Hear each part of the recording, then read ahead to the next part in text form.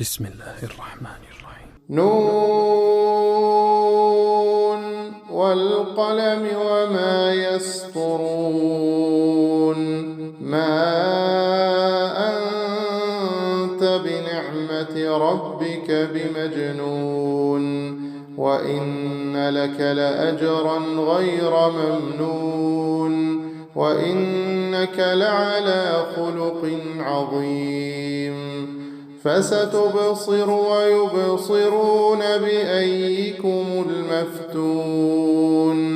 إن ربك هو أعلم بمن ضل عن سبيله وهو أعلم بالمهتدين.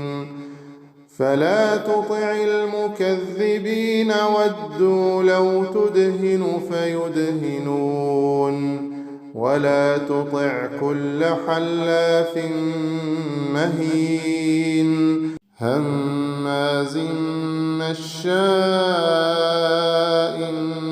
بنميم مناع للخير معتد أثيم عتل بعد ذلك زنيم أن كان ذا مال وبنين إذا تتلى عليه آياتنا قال أساطير الأولين سنسمه على الخرطوم إنا بلوناهم كما بلونا أصحاب الجنة إذ أقسموا ليصرمنها مصبحين ولا يستثنون. فطاف عليها طائف من ربك وهم نائمون فأصبحت كالصريم فتنادوا مصبحين أن اغدوا على حرثكم إن كنتم صارمين. فانطلقوا وهم يتخافتون ألا يدخلنها اليوم عليكم مسكين وغدوا على حرد قادرين. فلما رأوها قالوا إنا لضالون بل نحن محرومون.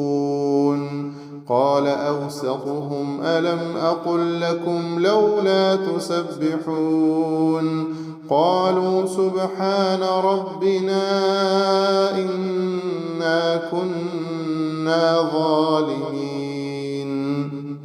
فأقبل بعضهم على بعض يتلاومون قالوا يا ويلنا إنا كنا طاغين عسى ربنا أن يبدلنا خيرا منها إنا إلى ربنا راغبون.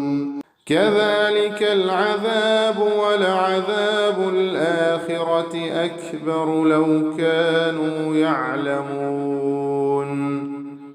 إن للمتقين عند ربهم جنات النعيم.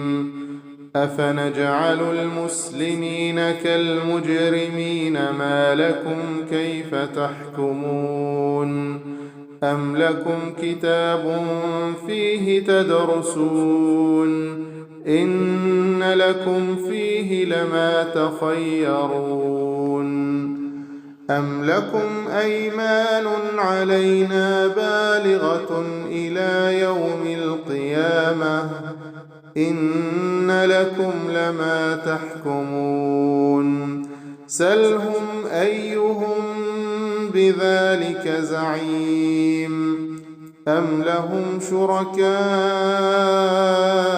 فليأتوا بشركائهم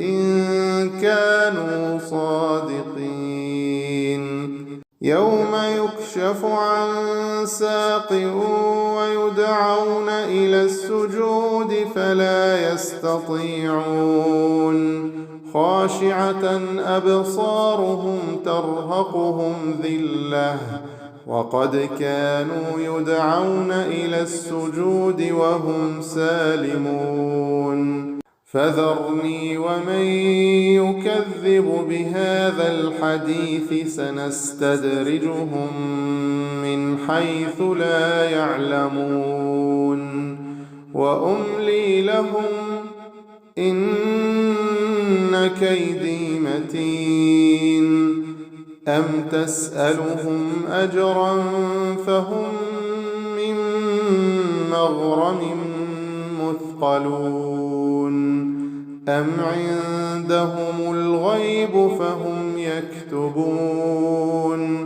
فاصبر لحكم ربك ولا تكن كصاحب الحوت إذ نادى وهو مكظوم لولا أن تداركه نعمة من ربه لنبذ بالعراء وهو مذموم فاجتباه ربه فجعله من الصالحين وإن يكاد الذين كفروا ليزلقونك بأبصارهم لما سمعوا الذكر ويقولون إنه لمجنون وما هو إلا ذكر للعالمين